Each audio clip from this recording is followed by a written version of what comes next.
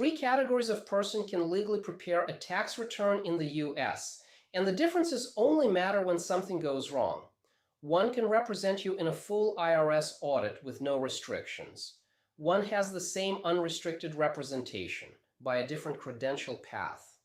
One can prepare a return, but their ability to talk to the IRS about it afterward is sharply limited. The distinction matters most before you need it, because by the time you're holding an IRS notice, the decision of who prepared the return has already been made. This unit walks the three categories first, then the Find Your Pros pattern for the CPA hire. Three types of preparers side by side by what they can do for your return and by what they can do for you afterward. The CPA holds a state license issued by the State Board of Accountancy, full credential path, full representation rights. The enrolled agent holds a federal credential issued directly by the IRS, unrestricted IRS representation, same as the CPA, by a different exam path. The unenrolled preparer holds no professional credential beyond a PTIN, which is the IRS's preparer tax ID number. They can prepare returns. Their representation in front of the IRS is limited to the return they actually prepared, and only during examination. The credential row tells you who licenses each one. The tax prep row says yes for all three. Tax advice is yes for the CPA, yes for the EA, but limited to tax matters only, and no for the unenrolled preparer. Attestation and audit are yes for the CPA only. IRS representation is unlimited for the CPA, unlimited for the EA, limited to the return prepared for the unenrolled. 5 rows, 3 columns.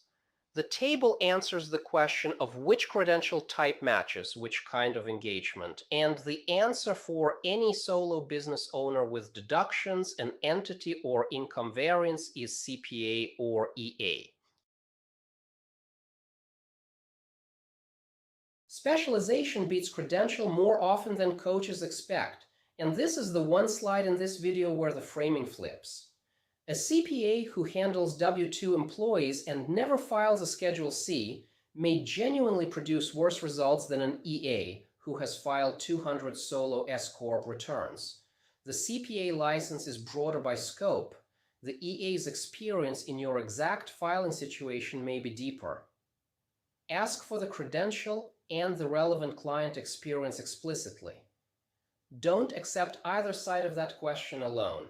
Coaches, consultants, and solo service businesses with Schedule C or 1120S filings is the specialization that matters. 5 criteria score the candidate the same way for every interview. The first is the credential floor. One of the credentialed return preparers, given that you have deductions, an entity, or income that swings year over year. The second is recent experience filing for solo service business owners, which means a minimum of 3 to 5 years in that lane rather than W-2 generalist work. The third is whether coaching-specific deductions are already on the candidate's radar. Home office, software, continuing education, professional dues, supervision fees, conference travel. The fourth is off-season communication, because the relationship that only opens in March is one you'll need to redo every year. The fifth is a written engagement letter at the start of the work. 5 questions get asked on the evaluation call, each one calibrated to surface the specialization versus credential gap from a different angle.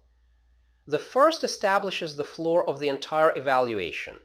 What percentage of clients are self-employed service business owners versus W-2?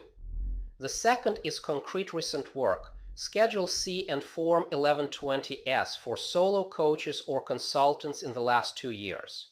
The third names whether coaching-specific categories are familiar territory, CE, ICF dues, supervision.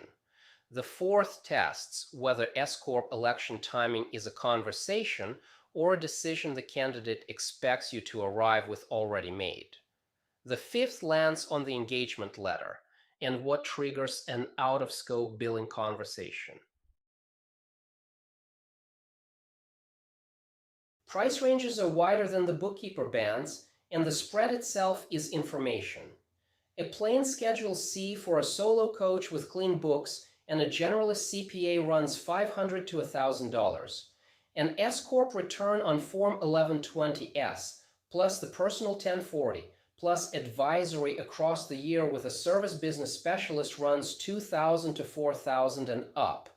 An EA with S-corp specialization on the same scope often runs $1,200 to $2,500, and the work is comparable.